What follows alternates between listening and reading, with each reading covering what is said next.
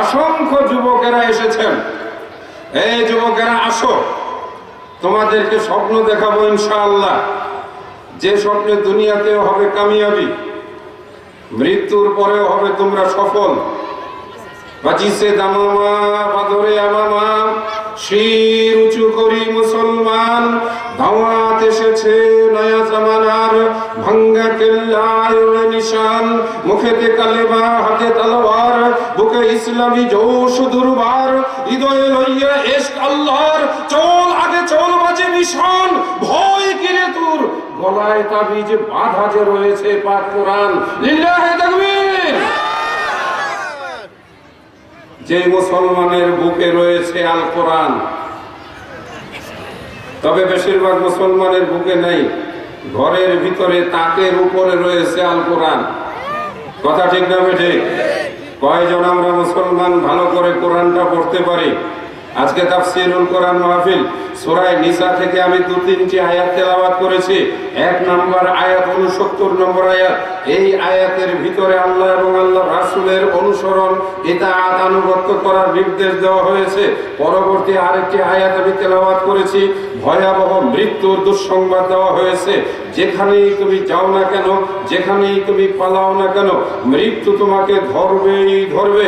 3 নম্বর যে আয়াতটি আমি তেলাওয়াত করেছি, সেখানে নির্দেশ দেওয়া হয়েছে ওয়াবুদুল্লাহ, তোমরা আল্লাহর ইবাদত করো, ওয়ালা তুশরিকু বিহি শাইআ, তোমরা আল্লাহর সঙ্গে কাউকে শরীক বানাবে না, ওয়াবিল ওয়ালিদাইনি ইহসানা, বাবা মায়ের প্রতি সৎ ব্যবহার করবে, কথা বলতে হবে, কথা শুনতে হবে, কথা বলবো, কথা শোনাবো, পিতামাতার প্রতি আনুগত্য করার জন্য।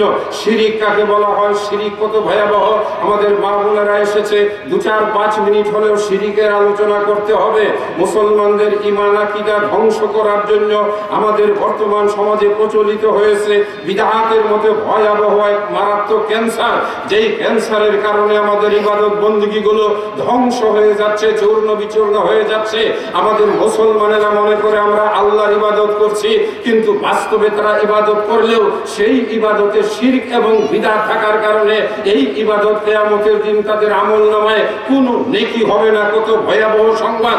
আমাদের যুবকেরা বর্তমান সময়ের অপসংস্কৃতি, কুসংস্কার, পাপাচার, অন্যায়, গান বাজনা, অশ্লীলতা, ওই যে সেই বিভিন্ন রকমের মোবাইলের অ্যাপসের মাধ্যমে চরিত্র বিধ্বংসী ওইসব কার্যকলাপে নিজেরা জড়িত হয়ে নিজেরা আজকে ধ্বংসের দিকে ধাবিত করে দিয়েছে। যুবকরা পড়ালেখা বাদ দিয়েছে। 4 জন যুবকের সঙ্গে 10 মিনিট আগে আমি কথা বলেছি, যেই যুবকগুলো প্রত্যয়ী হলে, সাহসী হলে তারা একজন হতে পারত এই দেশের জন্য অমূল্য সম্পদ, হতে পারত একজন ডাক্তার, একজন আর্মি অফিসার, হতে পারত একজন সিভিল ইঞ্জিনিয়ার, অথবা হতে পারত আমাদের দেশের এই রাষ্ট্র পরিচালনার জন্য পর্যাপ্ত পরিমাণে ওই যে সেই প্রশাসনিক কর্মকর্তা। অথচ এই যুবকরা সামনে এক ধরনের হতাশার সুর উচ্চারণ করে বলছে, অল্প লেখাপড়া করে কৃষিকাজে মন দিয়েছি, অল্প একটু লেখাপড়া করে স্কুল ছেড়ে দিয়েছি, অল্প একটু লেখাপড়া করে দোকান দিয়েছি, অল্প একটু লেখাপড়া করে চানাচুর বিক্রি, অথবা ওই ওয়াজ মাহফিলের কিনারায় লাড্ডু বানিয়ে অথবা ডালপুরি বানায়া বিক্রি করার কাজ গ্রহণ করেছে। এই অধপতনের পিছনে কারণ কি? কারণ হলো যুবকদের সামনে এক সম্ভাবনাময় ভবিষ্যৎ, যেটি তুলে ধরা প্রয়োজন, যেটি তাদের জানানো প্রয়োজন, যে স্বপ্ন তাদেরকে দেখানো প্রয়োজন। বর্তমান সমাজের আর্থসামাজিক অবস্থার প্রেক্ষাপটে যুবকরা চলে গেছে হতাশার সাগরে। বলুন কথা ঠিক না বেশি? যুবকেরা তারপরেও দাঁড়ায় থাকবা? এই ছেলে পকেটে হাত দিয়ে দাঁড়ায় আছো কেন? বসতে ভালো লাগে না? হ্যাঁ, আমি সরকারি একটা কলেজের বর্তমানে প্রিন্সিপাল, একটা সরকারি কলেজের প্রিন্সিপাল। আজকে আমার আরেকটা বদলি অর্ডার হবে শিক্ষা মন্ত্রণালয় থেকে। দাঁড়ায় আছো কেন? এতগুলো টাকা পয়সা খরচ করে আমাকে ঢাকা থেকে নিয়ে এসেছে এই কি খালি চেহারা দেখার জন্য? জান্নাতের আলোচনা শোনাবো, শুনবেন না? শুনবেন না? আসতে বললেন তাহলে শোনাবো না। তাহলে বোঝা গেল আপনারা জান্নাতে যাইতে চান না। তাহলে চিৎকার করে বলেন, জান্নাতের আলোচনা শুনবেন না? শুনবেন না? জাহান্নামের কথা বলবো না? বলবো না? কারণ আমাদের মেয়েরা জাহান্নামের ভিতরে ঢুকে আছে। এটা আমার কথা নয়, নবীজি বলেছেন, ইন্নী রাআইতু কুন্না আকসার আহলান নার। এই মেয়েরা শোনো, এটা জোরে করে বললাম যাতে কানে দিকে দেয়। ওরা কিন্তু নিজেরাই ওয়াজ করে, সামিয়ানা নিজেরা কি করে, নিজেরা খালি কথা বলে।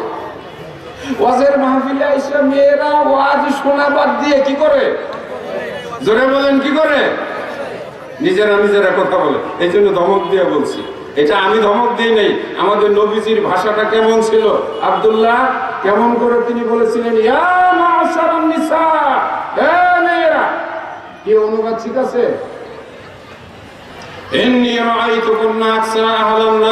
আমি তোমাদের অধিকাংশকে জাহান্নামের আগুনে দেখে আসলাম। একজন মহিলা দাঁড়িয়ে উঠলেন, আল্লাহর নবী এরকম পর্দা টানানো পাশে চলে গিয়েছিলেন। তখন তো মাইক ছিল না, তখন তো প্রজেক্টর ছিল না, তখন তো এইভাবে আলোচনা করার সুযোগ ছিল না, বলেন। অতএব নবীজি এগিয়ে গেলেন, হযরতে বিলাল রাদিয়াল্লাহু তাআলা আনহুকে, বিলালকেই তো ওই যে চাদর দিয়ে পাঠিয়ে দিলেন, যাও এরা যেন কিছু টাকা পয়সা দান করে জাহান্নামের আগুন থেকে বাঁচো।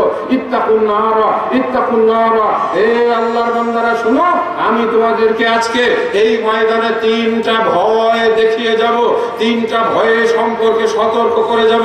একটা ভয়ের নাম হলো ইত্তাকুল্লাহ। কে বলতে পারেন এটার অর্থ? আল্লাহকে ভয় করো, জীবনে আল্লাহকে ভয় করো।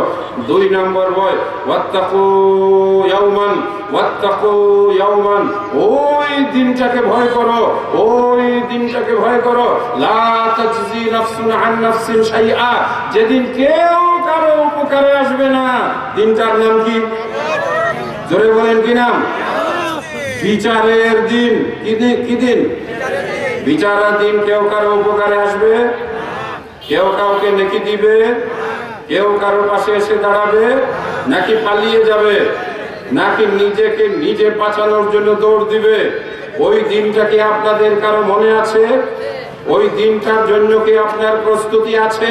কথা বলুন। আপনি কি সেই দিনটার কথা মাঝে মাঝে মনে করেন?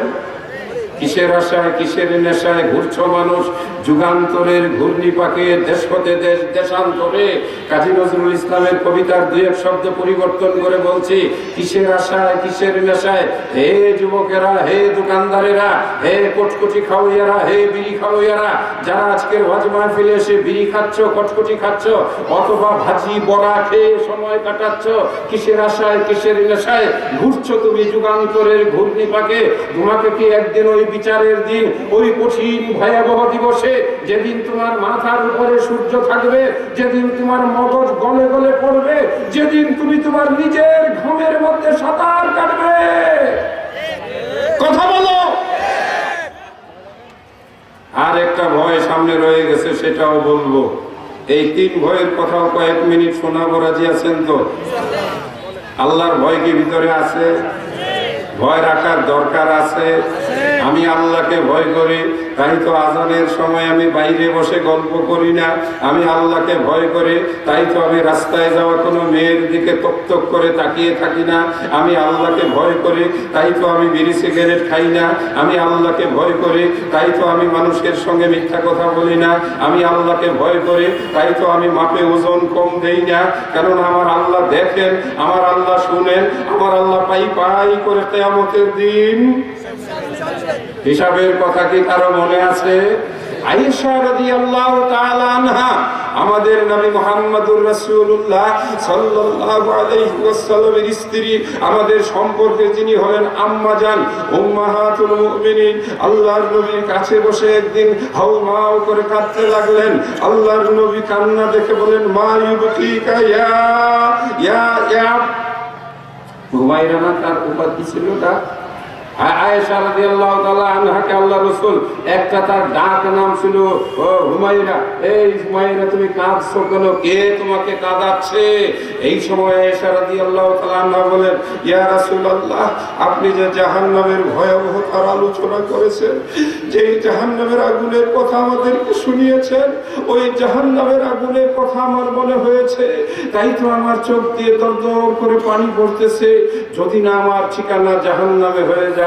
অথচ আমাদের আম্মা জান আয়েশা রাদিয়াল্লাহু তাআলা আনহা সম্পর্কে নবীজি জান্নাতের সুসংবাদ দিয়েছেন।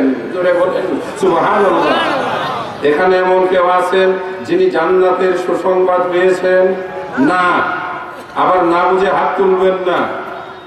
জান্নাতে সুসংবাদ দিয়েছে আমাদের নবীজি প্রথমত 10 জনকে, আবু বকর ফিল জান্নাতে ওয়া উমর ফিল জান্নাতে ওয়া উসমান ফিল জান্নাতে ওয়া আলী ফিল জান্নাতে ওয়া তালহা ফিল জান্নাতে ওয়া জুবাইর ফিল জান্নাতে। এইভাবে এক এক করে আল্লাহ নবী 10 জন সাহাবার কথা বললেন। সাহাবারা শোনো, আবু বকর জান্নাতে যাবে। আমার উম্মতের মধ্যে আবু বকর সর্বশ্রেষ্ঠ ব্যক্তি। প্রথম যিনি ইসলাম গ্রহণ করেছেন তিনি আবু বকর। প্রথম যিনি আল্লাহর নবীর মেরাজ বিশ্বাস করেছে তিনি আবু বকর।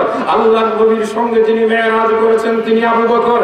আল্লাহর নবীর সঙ্গে ওই যে রাসূলের অসুস্থ অবস্থায় যিনি ইমামতি করেছেন তিনি আবু বকর।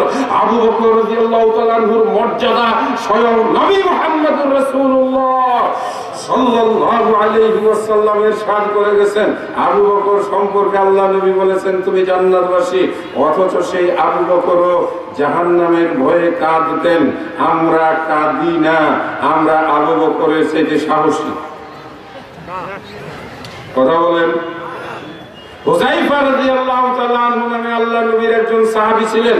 রাসূল তাকে এইরকম একটা কাগজের মধ্যে প্রায় 60 থেকে 100 জনের নাম লিখতে বলেছিলেন। ওই নামগুলো ছিল মুনাফিকদের নাম। আবু বকর আর সেই হুযায়ফা রাদিয়াল্লাহু তাআলা আনহু নামগুলো লিখলেন। একদিন গভীর রাতে যখন ওমর রাদিয়াল্লাহু তাআলা আনহু খলিফা, রাতের অন্ধকারে ওমর রাদিয়াল্লাহু তাআলা আনহু হুযায়ফার বাড়িতে চলে গেলেন। দরজার মধ্যে খটখটানি দিলেন। আস্তে আস্তে ডাক দিলেন, হুযায়ফা, হুযায়ফা, তুমি ঘরে আছো, তুমি ঘরে আছো। হুযায়ফা ওমর রাদিয়াল্লাহু তাআলা আনহুর গলার আওয়াজ শুনে বিছানা থেকে হুড়মুড় করে উঠলেন। একবার কল্পনা করে দেখেন তো,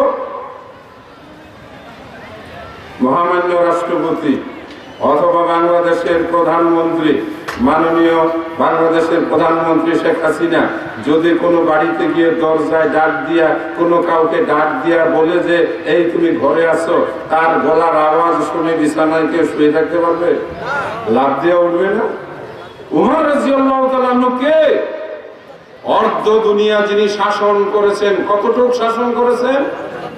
অর্ধেক দুনিয়া। শুনুন, Africa, Europe, Asia, Asia minor, Turkestan, Afghanistan, Turkmenistan সহ পৃথিবীর অর্ধেকটা রাষ্ট্র যিনি শাসন করেছেন খেজুর পাতার সেই চাটাইয়ের মধ্যে বসে।